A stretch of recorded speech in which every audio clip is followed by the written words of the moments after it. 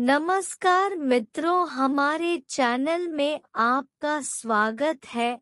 आज हम लक्ष्मण की पत्नी उर्मिला 14 वर्ष पति से दूर होकर क्या किया, इसकी पौराणिक कथा सुनाएंगे।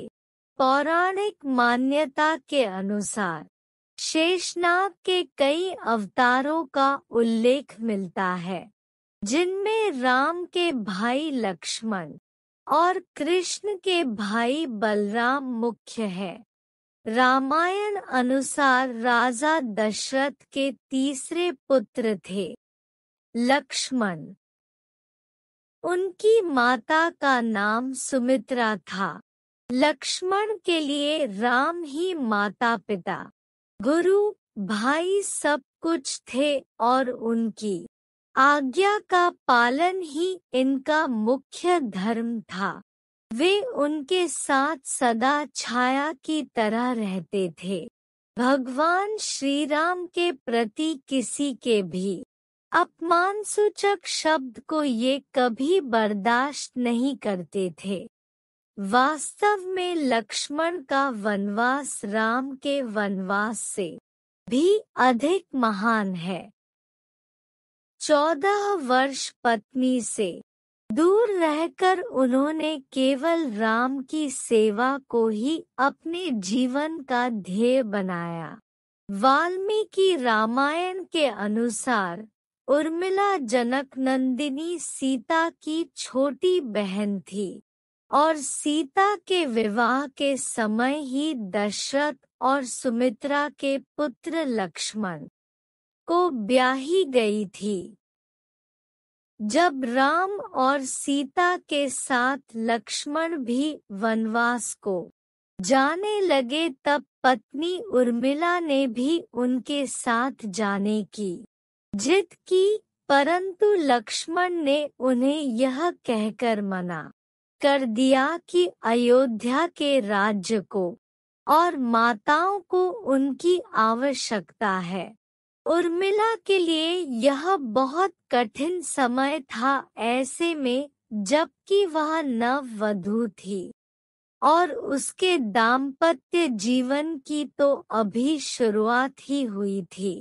लक्ष्मण के वनवास जाने के बाद उर्मिला के पिता अयोध्या आए और उर्मिला को मायके चलने का अनुरोध करने लगे, ताकि माँ और सखियों के सान्निध्य में उर्मिला का पति वियोग का दुख कुछ कम हो सके।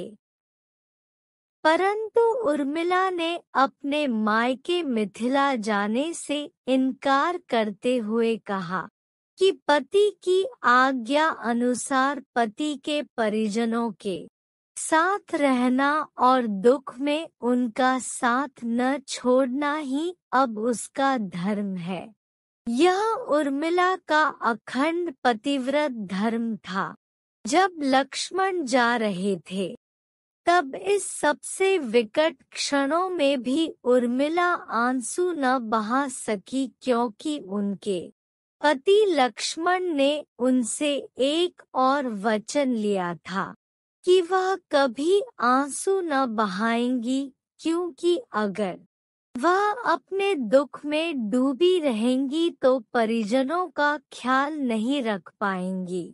लेकिन अब सवाल यह उठता है कि लक्ष्मण अपनी पत्नी उर्मिला से 14 वर्ष तक दूर रहे, तो उर्मिला ने इस दौरान क्या किया?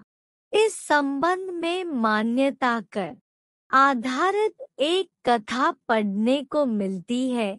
इस कथा का वर्णन रामचरितमानस आदि में नहीं मिलता है। कथा यह है कि रावण के पुत्र मेघनाद को यह वरदान था कि जो व्यक्ति 14 वर्षों तक सोया न हो वही उसे हरा सकता है। हालांकि लक्ष्मण अपने भाई श्री राम और भाभी सीता की सुरक्षा और सेवा में इतने लगे रहे कि वे 14 वर्ष तक सो ही नहीं पाए। कथा अनुसार उनके बदले उर्मिला 14 वर्ष तक सोती रही। रावण के वध के बाद श्री राम, सीता और लक्ष्मण वापस अयोध्या लौटे आए और वहां प्रभु श्री राम के राजतिलक की तैयारी होने लगी। उस समय लक्ष्मण जोर जोर से हंसने लगे। जब लक्ष्मण से इस हंसी का कारण पूछा तो उन्होंने जो कहा कि सारी उम्र उन्होंने इसी घड़ी का इंतजार किया था कि मैं अब श्री राम का राजतिलक होते हुए देखूंगा। लेकिन अब उन्हें निद्रा देवी को दिया गया वो वचन पूरा करना होगा जो उन्होंने वनवास जाने के पहले दिया था। दरअसल निद्रा ने उनसे कहा था कि वह 14 वर्ष के लिए उन्हें परेशान नहीं करेंगी और उनकी पत्नी उर्मिला उनके स्थान पर सोएंगी। निद्रा देवी ने उनकी यह बात एक शर्त पर मानी थी कि जैसे ही वह अयोध्या लौटेंगे उर्मिला की नींद टूट जाएगी और उन्हें सोना होगा। लक्ष्मण इस बात पर हंस रहे थे कि अब उन्हें सोना होगा और वह राम का राजतिलक नहीं देख पाएंगे। उनके स्थान पर उर्मिला ने यह रस्म देखी थी।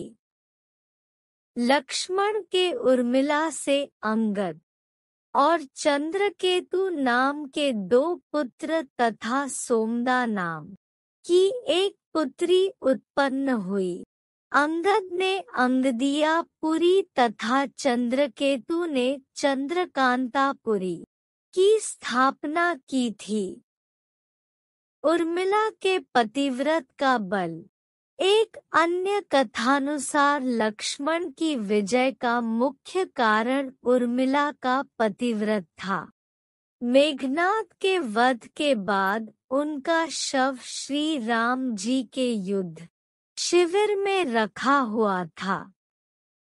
उस शव को मेघनाद की पत्नी सुलोचना लेने आई। पति का छिन्न शीश देखते ही सुलोचना का हृदय अत्यधिक द्रवित हो गया। वह रोने लगी।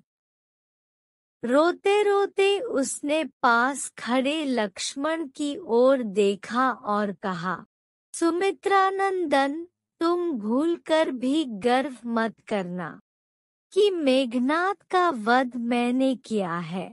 मेघनाद को धराशायी करने की शक्ति विश्व में किसी के पास नहीं थी।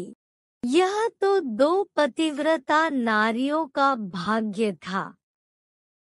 अब आप सोच में पड़ गए होंगे कि निद्रा देवी के प्रभाव में आकर अगर उर्मिला 14 साल तक सोती रही तो सास और अन्य परिजनों की सेवा करने का लक्ष्मण को किया वादा उन्होंने कैसे पूरा किया। तो उत्तर यह है कि सीता माता ने अपना एक वरदान उर्मिला को दे दिया था।